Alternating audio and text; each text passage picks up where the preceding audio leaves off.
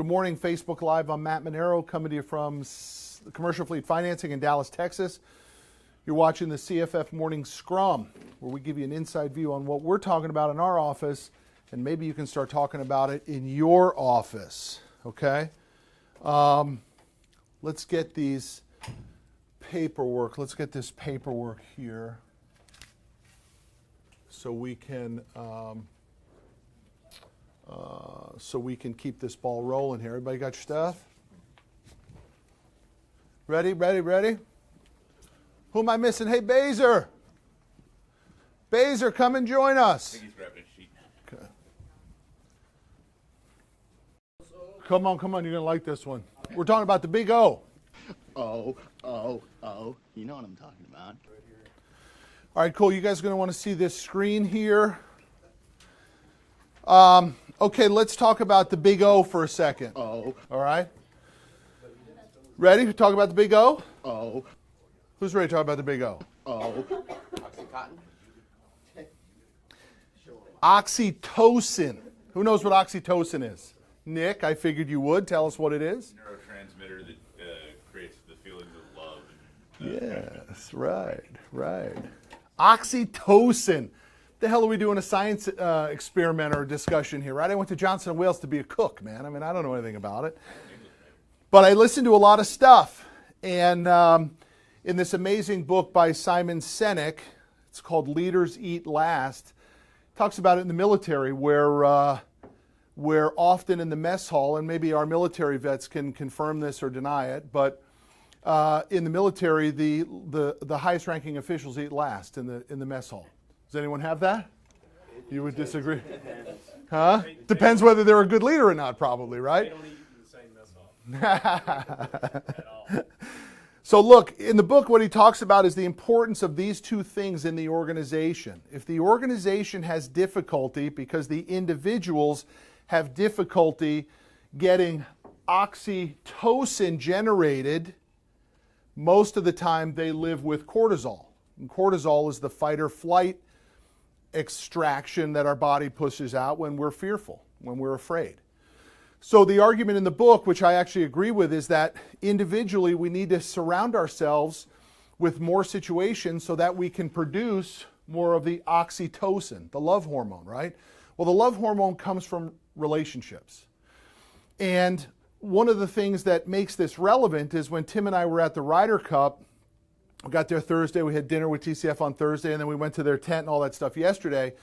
There was a lot of oxytocin being generated, right? I mean, very high-ranking people. One who runs the bank now. I go back to 1993 with that guy. It's like a love fest, you know? There's no problems. I mean, hell, if there were problems, they would have popped up 22 years ago, right?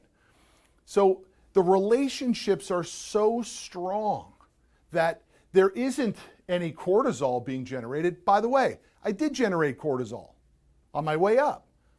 Man, we gotta go to dinner with these guys.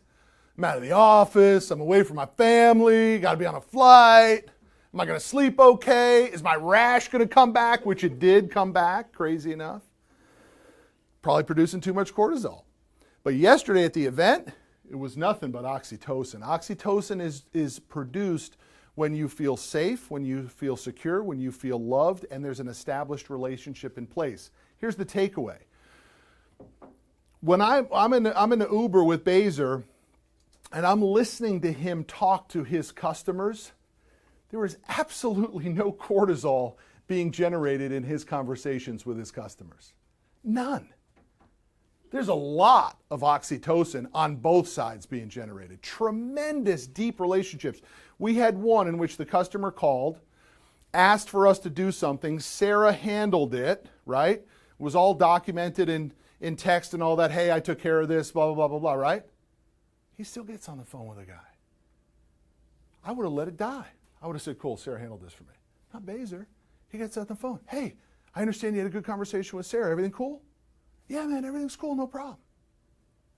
Right? So powerful in producing this relationship and this social connection that it pushes this out.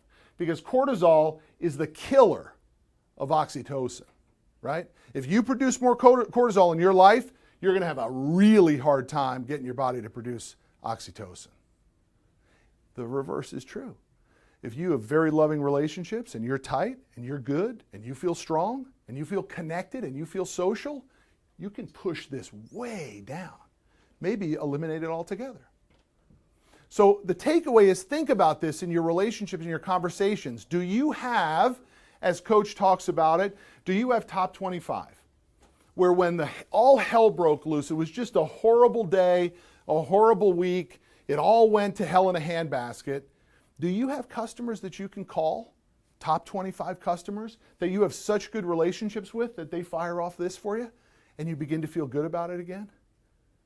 Think about what I just said. Do you have 5, 6, 7, 8, 20 people that when the shit hits the fan, I can call Ray Sullivan and Ray will cheer me up?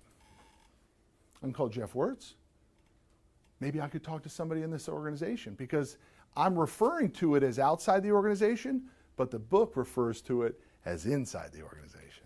Does the organization produce cortisol with the staff and the culture, or does it produce oxytocin? Everybody follow me on this one? Now we can all come to our own conclusions on this, but trust me, I've produced a lot of cortisol in this organization over the last 21 years. A lot. Okay? Some fair, most unfair. I take full responsibility for it. Should we have a love fest? I mean, should it all just be this? Huh? Every day? Can't be. Can't always be. But boy, wouldn't it be nice if we could go 70-20, 70-30, 80-20, right? That when you work for our organization, you feel far more of this than you feel this. Wouldn't that be a neat goal? But how about individually? Wouldn't it be a neat goal if your life looked more of this than this? You can't get this in business if you don't have 20, 40, 60, 80 people that when all hell breaks loose, you can pick up the phone and this person's going to make you feel good again. Okay? You need that.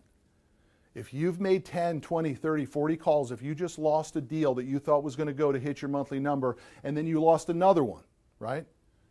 You've got to be able to leverage that relationship someplace. Why are the ladies like fanning themselves because we're talking about the big O? What's going on here? Well, is there some rhythm or something that's... Well, you're next to Nick and Marcos. That probably has something to do with it. Now, is that cortisol or love? What is that oxytocin or is that cortisol? I don't know. I mean, I don't hate it, but I don't love it. So... Hey, we're in the equipment finance business. We're not in the science business, but I think this is an important thing to understand. Ask yourself, is my life producing more cortisol or is my life producing more oxytocin? Because I'm asking myself at the organization, am I producing more cortisol or am I producing more oxytocin? Okay? Let's talk about number 3 and number 4 because today is Thursday. We said we were going to get through all 5 of these this week. Number 3 is, for me,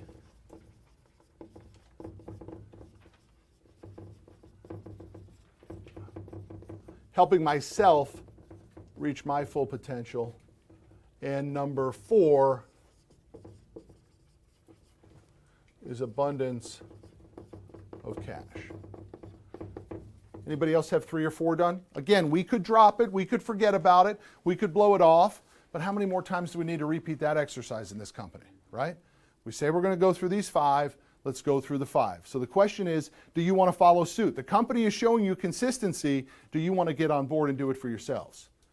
So you should have 4 of your top 5 core values, what you stand for, who you are, non-negotiables in your life should now be created. You should have 4 down. Does anybody want to comment on it? Anybody have a 3rd or a 4th they want to share? Go ahead, Andre. For home, education, and family time, and for work, respect, and everyone do their job. Everybody do their job. Okay, here's number 5, which will be open for Friday, which should finish this. I'm telling y'all, all this sort of stuff is very complicated. It has to be dripped in. It doesn't change overnight. This thing takes a long time to really get solid on it, but once you have it solid everything else begins to fall into place, because this is what dictates your actions and who you are and how you roll. Okay? Anybody want to share one more? No problem. We got 2 days. Go ahead. You want to share one, Kendra? Sorry, yeah, I was going to Great. say, my home and my work actually is the same, and it really, I want to be able to help my kids at any given moment. You know, whether it be them being stranded on the side of the road. I mean, that's very important to me on the home end, because I have a solid family structure, so to speak. But in order for me to maintain that, I have to maintain that here as well. So I really feel that's both home and here. Cool. Thanks for most of sharing them that. are, One and the same? One and the same. So on this one, I put example. I want to be a good example at home and here. Yeah. Because I know either way, what I do in a day, I'm either going to be a bad example or a good example. Just depends on how people take it. So I try to be a good example, especially to Charlie. You know, Yeah, sure. Time's running out. yeah, and to Nick. All right, guys, that's the takeaway. Listen, we have 2 days left in the month and the quarter. That means if you've got stuff waiting on docs, in for funding, dot the I's, cross the T's, push for the missing pieces of those deals to get in here so we can get it funded by tomorrow and so we can count it for this month and this quarter. Okay? Anybody any questions, anything like that? All right, let's push. Thanks for watching, and be sure to subscribe. Also, if you missed our last video, just click here. And if you're a truck driver and you need help with financing, click here and let us help you get the money you need.